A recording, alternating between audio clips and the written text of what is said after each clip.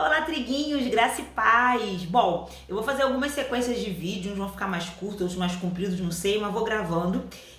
Sobre algumas coisas que Deus está falando comigo base na história de Êxodo, no Êxodo, né? Que é a saída de Israel do Egito. Então eu quero ir compartilhando com vocês isso. Talvez você veja aí do Instagram pra cá, que lá eu coloquei, pretendo colocar lá alguns textozinhos, talvez alguns vídeos. É porque o Instagram me limita muito, né? Lá eu só tenho 90 segundos e é impossível falar em 90 segundos, né? Bom, primeira coisa que eu quero dividir com vocês é o seguinte, ó. Israel saiu rico do Egito e eu quero te dizer que nós não devemos aceitar concessões. O que é isso? Olha só que interessante. A Bíblia fala em Êxodo 12, né? Em Êxodo 12, 35, olha o que o versículo diz, ó. Os filhos de Israel fizeram como Moisés havia dito e pediram aos egípcios objetos de prata, objetos de ouro, roupas, e Yahvé fez que o seu povo encontrasse graça aos olhos dos egípcios, de maneira que estes lhe davam o que pediam, e eles despojaram os egípcios. Eu acho interessante a palavra despojar, porque a gente vê essa palavra toda vez que havia uma guerra. Então, quando uma nação enfrentava a outra e ela vencia essa nação, ela pegava os despojos. O que significa? As riquezas, armas, tudo que tinha naquela cidade, eles traziam. Era como se fosse a recompensa da batalha. Então, me leva a entender que aqui foi vencida uma batalha, mas sem uma guerra física. E eu já quero te deixar essa primeira rema aí. Nós vivemos guerras espirituais. Tem guerra aí que você está se matando, se esforçando, dando o seu melhor, quando você deveria estar com o joelho no chão, orando e esperando a direção de Deus e executar a direção.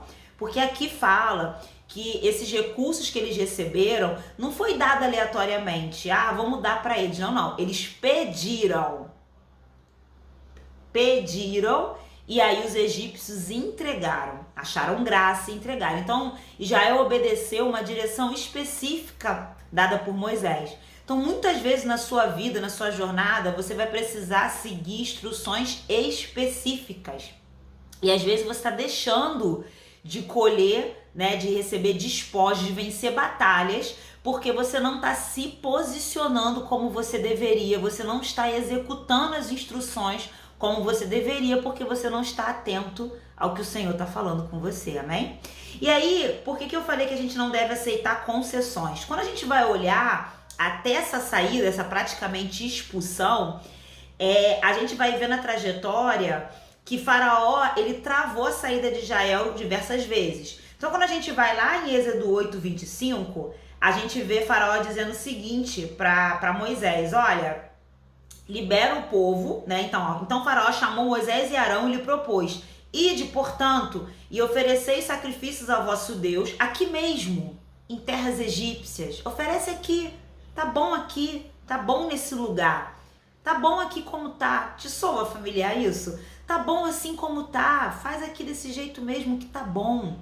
Amados, eu tenho aprendido com Deus que quando Deus nos promete algo, ou quando Deus começa, às vezes é algo que você pediu, às vezes é algo que Deus colocou no seu coração. E aí quando Deus coloca um desejo no seu coração, ou quando você tem um desejo no coração e Deus te fala, ok, eu vou fazer, então você vai ter até essa manifestação a gente tem um processo, né? Esse canal fala muito sobre isso, né? Tem um percurso a ser seguido. E aí o que acontece? Eu já falei isso aqui algumas vezes. O diabo, né, o teu inimigo, ele não tem como mudar o que Deus planejou. O que Deus planejou está planejado e vai ser executado. Eu creio que quando Deus, ele libera uma promessa, quando Deus te dá um aval, quando Deus diz sim pro que você está orando, é porque ele já fez. Ok? Você ainda não viveu, mas ele já fez. Então o diabo, ele não tem como impedir o que já está feito. Não tem como. Tá feito. Vai ser manifesto. E aí, o que eu vejo? Qual é a estratégia que o diabo usa? Bom, se eu não posso mudar o que Deus vai fazer, eu posso tirar ele ou ela da posição de receber. Porque para a gente receber o que Deus direcionou, tem um caminho, tem um posicionamento que Deus vai te revelando.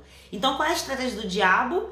Fazer com que você aceite as concessões, fazer com que você saia da posição. Então, aqui a Bíblia fala que a meta de Deus, né, o plano de Deus era tirar Israel do Egito. Então não cabia nenhuma concessão. Eu falo isso muito num grupo que eu tenho, inclusive fica aí o convite, né? Eu tenho um grupo no WhatsApp de mulheres que estão orando pelo casamento. Eu gravo alguns vídeos e subo aqui no canal de maneira fechada, porque são uns assuntos bem delicados e que eu também, às vezes eu abro algumas coisas da minha vida, então eu tenho que tomar muito cuidado, né? Mas fica o convite se você quiser participar do grupo. E eu falo muito isso pra elas, não aceite concessões. Qual concessões? Às vezes, quando as mulheres estão orando pelo casamento, elas veem uma transformação poderosa na casa, né? Porque elas começam a obedecer a voz do Senhor, elas começam a se posicionar. E aí eu falo pra elas, mas não aceite só isso, porque Deus quer salvar a alma deles. E também tem mulheres que às vezes o marido se converte, mas o casamento ainda não iniciou um processo de restauração, tá iniciando. E eu falo pra elas, não desista, porque Deus tem um plano perfeito, né? Se Deus te colocou nessa batalha, você não vai ter só o seu casamento restaurado, mas você vai ter pessoas restauradas, vai ser você, ele e salvação. Então não tem concessão. E aí, isso me leva a entender que você não pode aceitar nenhum tipo de concessão no que Deus te prometeu. Se Deus te prometeu algo, isso vai ser por completo, não vai ser por metade. E o diabo ele vai tentar te oferecer um caminho. Olha o que o Espírito Santo está me lembrando aqui. A Bíblia fala que quando Jesus estava no deserto, né, o diabo ele oferece para Jesus, né, tá vendo isso aqui? Eu governo, mas eu posso te dar essa autoridade. A morte de Jesus na cruz, ela não só nos garantiu a salvação, assim como Jesus também tomou de volta a autoridade que o homem perdeu. Porque eu não sei se você já fez essa analogia. Adão, ele foi instituído sobre ele a autoridade sobre esse mundo. E Adão perde essa autoridade quando ele cede ao convite, né, de Satanás e ele peca contra Deus. Então ele perde. Então Jesus, ele recupera essa autoridade, ele toma as chaves da morte. Então assim, o que o diabo está oferecendo para Jesus? A mesma coisa que Deus daria para ele, só que através da cruz. Só que o diabo fala, ó, você não quer ser, você quer governar sobre isso aqui? Eu te dou concessão. E aliás, o que Satanás estava oferecendo parecia até ser mais fácil. Você não precisa morrer na cruz. Não precisa de nada disso. Claro que não está isso na Bíblia, tá, gente? Estou conjecturando. Você não precisa morrer na cruz, só precisa me adorar. Concessão. E aí eu quero te falar, tá? Talvez o Espírito Santo esteja te lembrando aí quantas concessões você fez para se beneficiar achando que era um bom negócio. Porque você achou que o processo que Deus colocou era dolorido, era sofrido, era mais difícil. Pensa nisso aí, amém? Bom, e aí a gente vê que Moisés não aceita, igual você, amém? E aí quando a gente vai em Êxodo 8:28, né, novamente Faraó chama, né, chama Moisés novamente e diz, bom, eu vou permitir que vocês sacrifiquem, mas vocês não devem ir muito longe, e ora por mim também. E aí a gente vê que Moisés não aceita essa concessão também, porque tinha um lugar específico onde Deus queria levar eles. A gente viu que essa manifestação aconteceu no Monte Sinai. Então não dava para ser perto do Egito, era longe, tinha um lugar, tinha um caminho, tinha um processo que Deus queria levar Israel. E aí quando a gente avança mais um pouquinho, a gente vai lá em Êxodo 10:11 e a gente vê novamente Faraó, querendo fazer uma nova concessão. Tudo bem, faz o seguinte... Em verdade, precisarei mesmo de Yahvé quando eu vos deixar ir com vossas mulheres e crianças. Vede como tendes mais intenções, não há de ser assim. Ide somente vós, os homens, servi a Yahvé, por isso é o que vós me pediste. E expulsaram ele da presença de Faraó. E o que ele estava dizendo? Porque Moisés, se você vê no 9, né, ele fala que vai levar tudo. Não vai ficar nada. Vai levar os jovens, vai levar os idosos, vai levar os filhos, vai levar os rebanhos, vai levar o gado, vai levar tudo. E aí Faraó fala, não, vai levar tudo não. Vai só os homens e tá bom. Não precisa que vá todo mundo.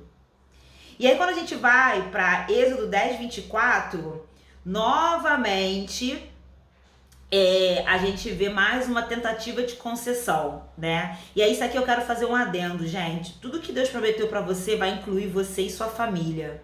Não aceite nenhuma concessão do diabo que fala, não, mas olha só, tua família vai sofrer aqui, mas você vai ser abençoado. Gente, não existe. Deus tem o plano de Deus é sempre perfeito. Êxodo 10:24.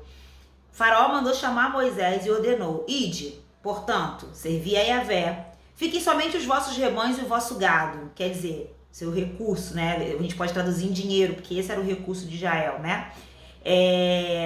As vossas crianças e mulheres podem ir. E aí, novamente, Moisés não aceita. Só que aí, dessa vez, Moisés dá uma resposta. Moisés diz, ó: portanto, também os nossos rebanhos irão conosco. Não ficará nenhum pedaço de casco de animal em vossas terras. Em algumas traduções é nenhuma unha, né? Em vossas terras. Porquanto dos nossos rebanhos temos de separar alguns para prestar culto a Yahvé, nosso Deus, e nós mesmos não sabemos quais animais escolheremos para os sacrifícios até chegarmos lá. E aí, novamente, ele não aceita nenhuma concessão que o diabo quer oferecer. E aí eu quero deixar essa reflexão para você: não aceite concessões. Às vezes vou contar um testemunho meu, né? Eu lembro que quando eu fui fazer minha faculdade, né, foi muito direcionada pelo Espírito Santo. Não era um projeto meu, eu não tinha mais desejo de cursar faculdade, a minha meta era empreendedorismo e pronto, ponto. E aí Deus falou comigo, eu fui dormir, né? Antes de dormir eu escutei nitidamente serviço social, né? Eu sou formada, sou assistente social formada. E aí eu falei, serviço social, eu já conheci o termo, né? Inclusive eu tinha até uma crítica. Eu dizia que só fazia serviço social quem não conseguia passar no curso que tinha vontade, porque na minha época quando eu terminei meu segundo grau, que eu fiz pré-vestibular, as pessoas fugiam um pouco porque a regra era essa, né? Você precisa fazer uma faculdade, né? Era a sequência da vida. E as pessoas fugiam de alguns cursos que tinham exatas, como na prova, né? Nas provas públicas, geralmente. Então, o serviço social era uma área de humanas e que geralmente a prova não exigia exatas, como física, matemática, algumas, por exemplo, eu tinha vontade de fazer educação física. E na UERJ, na época, a dissertativa era física. Eu falava, gente, eu nunca vou passar nisso, porque como é que eu vou fazer física? Enfim. Então eu falava isso, serviço social é pra quem não conseguiu o que queria, fez serviço social, olha isso, né? Boba, comentário bobo, enfim.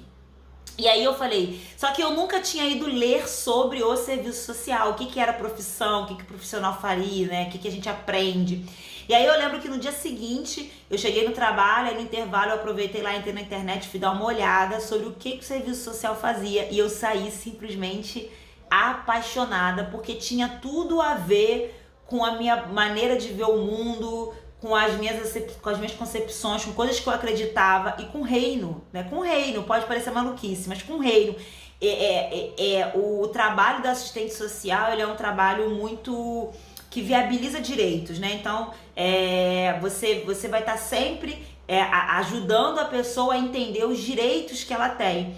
E o evangelho para mim é muito isso, né? É você falar para a pessoa os direitos que ela tem agora em questões no mundo espiritual, em Cristo, através da palavra de Deus, tá? E aí, pelo amor de Deus, é uma experiência pessoal minha. E aí, beleza.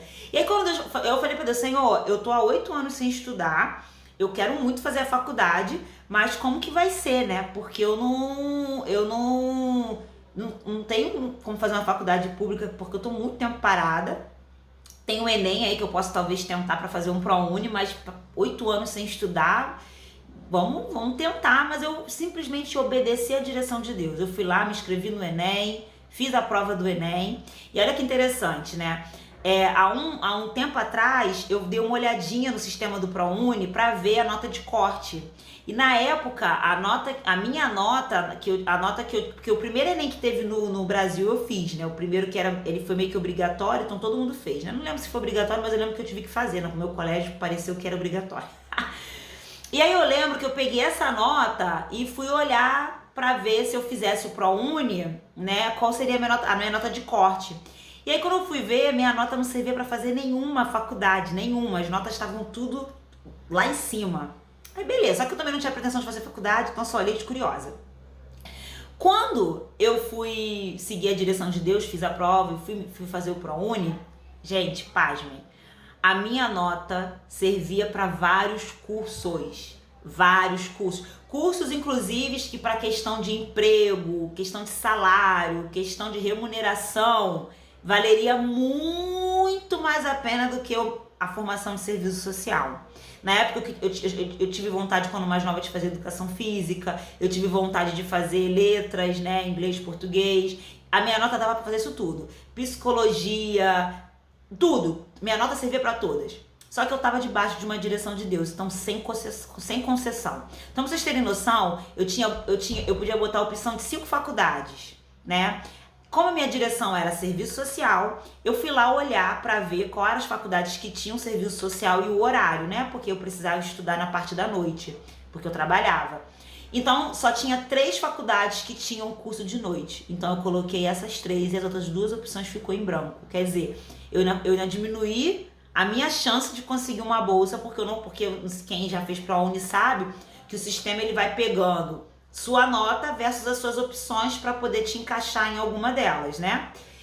E eu consegui eu consegui nas 3 faculdades que eu coloquei, eu consegui a aprovação para as 3 e pude simplesmente escolher, né? E aí eu escolhi a faculdade que eu me formei, que era uma faculdade muito conceituada, que é a Veiga de Almeida, ó, fazendo a propaganda.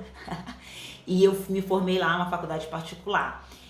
Sem concessão, gente. Entende o que é sem concessão? Eu creio que o Espírito Santo esteja falando aí com você quais são as áreas que você talvez recebeu o convite e você não aceitou, ou áreas que você aceitou a concessão. Isabela, aceitei a concessão. E agora? Graças a Deus nós estamos na graça.